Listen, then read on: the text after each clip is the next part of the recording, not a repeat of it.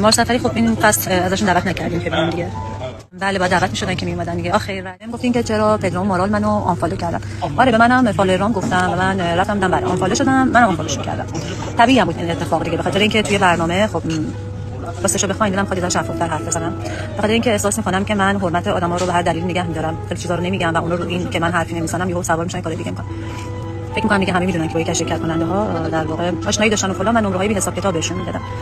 بی حساب کتاب عجیب. مثلا مشخصا تو برنامه آوانگارد ما وقتی بهارک اومد رو استیج، خب یه لباس تور مشکی بلند پوشیده بود، ماش با این شکلی و که تازه من بازم میگفتم قضیه که بعد آوانگارد نیستش. اونا گفتن نه این توره کم و فلان و نمیدونم بهارک 5 گرفت 6 گرفت چی، ولی پشتش شرکت کننده بعدی که اومد سانیا که اصلا آوانگارد نبود دیگه، هیچ آوانگارد نبود از نظر من، و یه تیکه تور آویزون بود که اونم نیلوفر گفت تو پله پای من گیر کرد. قبل از اونم منو صدا کردن کنار استاف که ما ایشونو اول کنیم، ایشون هم این بود نه آدمای دیگه اولشم برندشم و آبرومون میره.